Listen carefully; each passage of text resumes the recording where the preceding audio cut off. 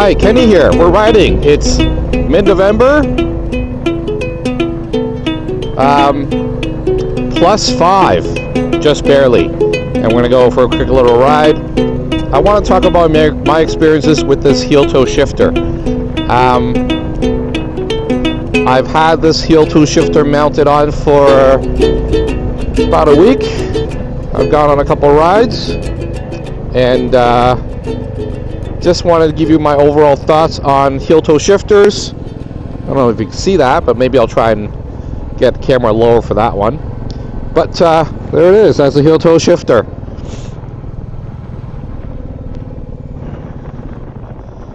And I want to talk about just pros and cons, what I've experienced, the reason I went for the heel-toe shifter. I ordered it off of eBay from India, and it did arrive on time. It was missing a little rubber piece that it comes with. I want to close my visor here. It's a bit of a trade-off between fog, because I do notice it fogging up, but this is my only helmet that has the GoPro mounted. I'm gonna have to open it up again. It's starting to fog now. Hopefully the noise cancellation works. And so, heel-toe shifter. Why I got it? I wanted to be able to wear multiple types of shoes, and I thought it'd be a good idea to try it out. It was about $35 to order from eBay in India, and it came by regular post, so didn't have to pay duty or anything of that sort. Gone for a few rides, mostly just to get used to riding with a heel-toe shifter, and it wasn't too bad, but that also had to do with me sitting, in the garage and getting myself familiarized with the controls. Things I like about the heel-toe shifter. It is a lot easier to go from 1 to 2. So if you're in like stop and go situations, popping out, making left turns, right turns even, making that quick 1-2 transition, super quick, super easy. You just click your heel and you're set to go. So here I am. I'm in first, obviously, rolling out, second. And I tend to notice that I do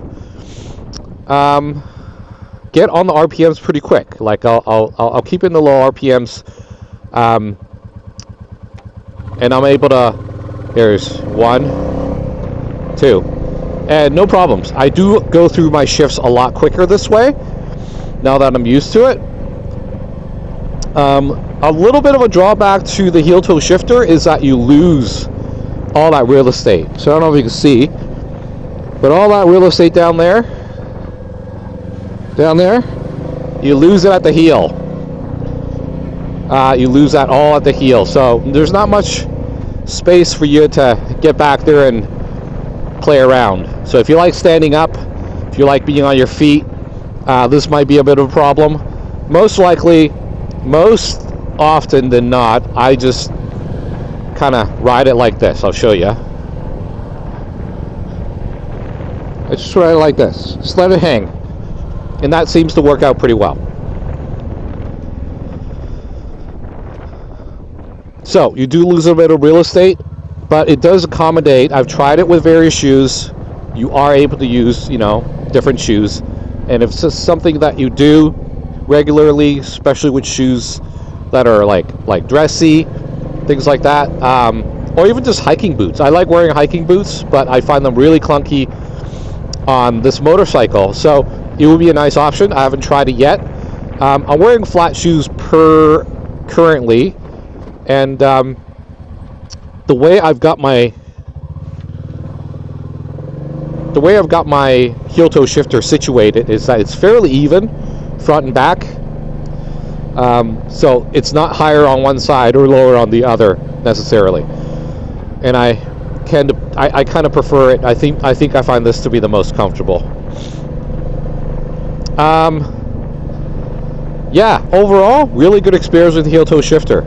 The only thing I want to say is that it's a little vague trying to find neutral, and I don't know if it's just that little slight upshift that you got to do from first if you want to shift into neutral. it's hard, or I'm not quite used to it yet. Finding that neutral, it's too fine of a switch. However, the upside,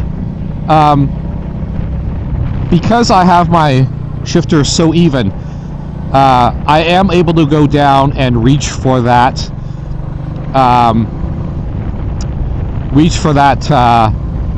downshift peg and bump it up a bit to get into neutral. So that's been really helpful. You can still ride it very much like a normal shifter if you chose to, if you have it kind of evened out a bit. So that helps in the process of adjusting to a heel-toe shifter, I find. Yeah, there's not much to it. I think it's really just personal preference.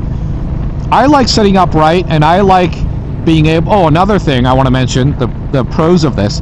If you are doing longer rides and you want to scooch up or slide back on your seat, you have a greater variety of that range of action. So I can ride really close to the gas tank, or I can slide further back.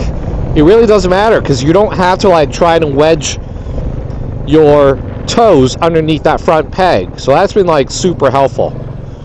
You got a greater range of seating available to you, I think, just using the heel-toe shifter. So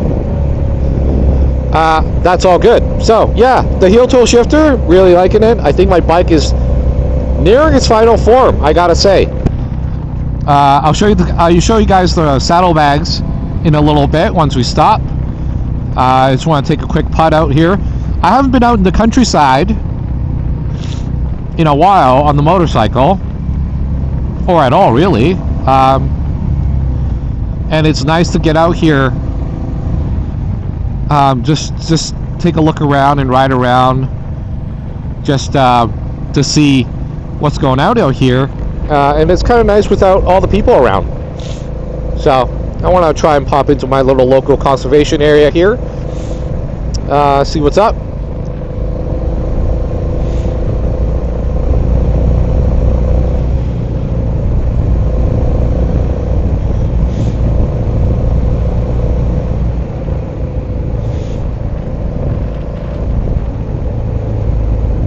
Got a little bit of wet, I guess that's water or melted wet surfaces.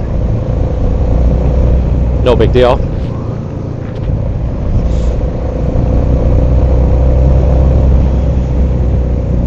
So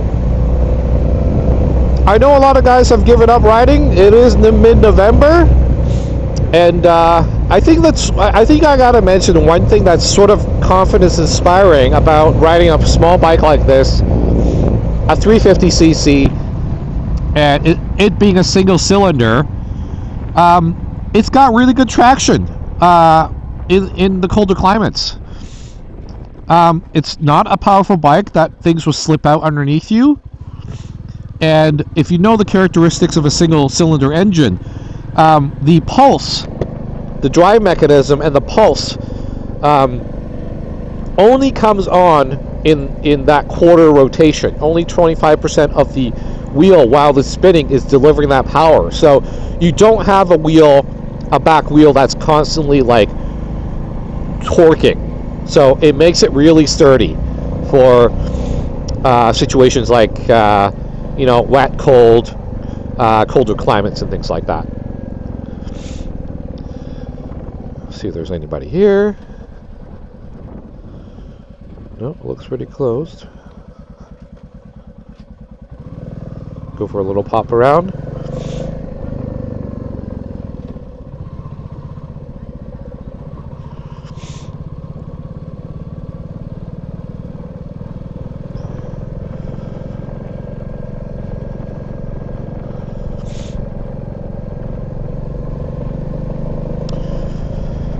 Another thing, it's also Black Friday. They got some Black Friday deals going on, and I am curious about 360 cameras, because I'm a sucker for cameras. The GoPro, I've gotten rid of one of my GoPros. It was a GoPro Hero Black. So your basic GoPro Hero without the extra, it doesn't take external batteries. And I initially thought I would sell one off and get myself a 360 camera. So now I'm currently left with regular GoPro camera. I've got the GoPro Hero 12, and like I like it. And I thought I would be adding like a 360 camera to this setup. And I was initially looking at something like the GoPro, Insta360 X3, which is like an older model. I think it sells for about $400. But then I got rethinking about it because, like, I don't know about the quality, and I don't know if I want a 360 camera. The reason being, I don't think I'm going to be the guy who wants to stick a stick out of my bike, poking out. And if I do end up putting a 360 camera on this bike, it'll most likely just sit here. And I just don't think it gives me enough, like, of a 360-ness being that low to a, excuse me, to a handlebar. And I have previously been filming with, a camera pointing frontwards and camera pointing back, and that seemed to work well for me. I do think the 360 is really good if you want to just record your rides. In case you want to document anything, really good for that. But I'm not necessarily looking to just document my ride all the time. So yeah, I'm not quite sure exactly what I want to do yet without all that. So that being said, yeah, I just really don't know. I'm kind of on the fence about the Insta360. But they got some Black Friday deals, and some of those deals look pretty good. So who knows? Who knows?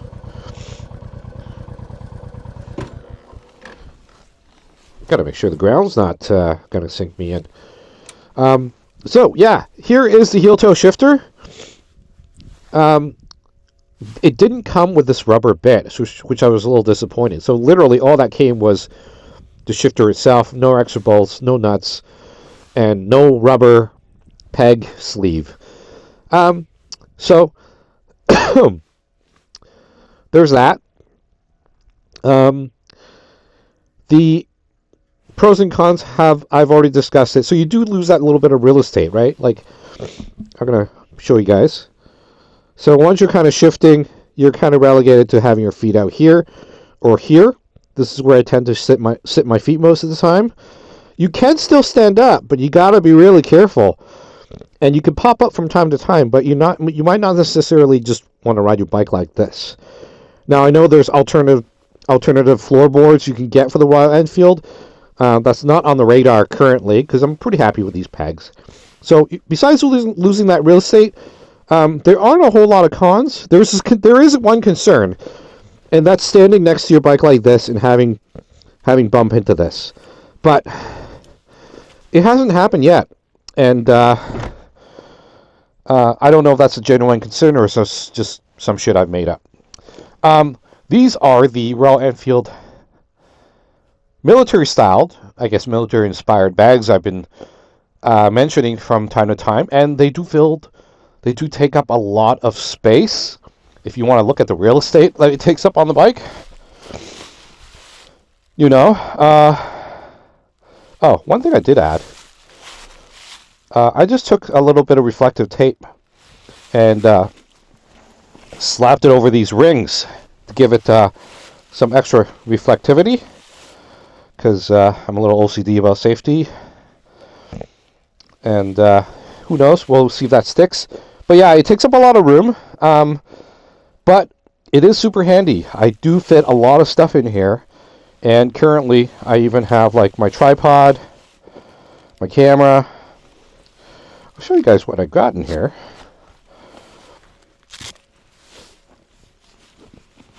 But very accessible. I do believe if you want to add a little bit of measure security-wise, you get yourself like a Ziploc tie. The Bell makes one. It's a combination Ziploc zip tie thing. You can secure it a little bit, but I mean, it's not guaranteed, obviously. But yeah, lots of room. I've got my tripod in here. Got my camera. My main camera here, the D7500. And just, I can look in there, but just a ton of space. Ton of space. So I think this is going to work out great for carrying devices, for recording, things like that. So yeah, I think this bike is nearly in its final form. And I've been enjoying the setup with bags.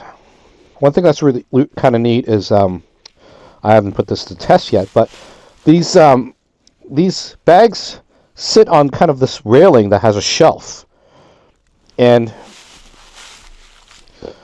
I've not dropped this bike yet, but it does seem like if you were to drop this bike, that would give you a little bit of support in holding the bike up.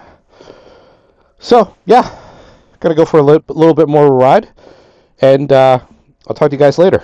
Thanks for watching, and I want to talk a little bit about subscribing. Not the spiel or any of that stuff, but I do read all the comments, and I do want to try and build a community of people that have these like-minded hobbies, and so just generally curious if you're looking to subscribe. We can build something. Thanks for watching. Talk to you later. Bye.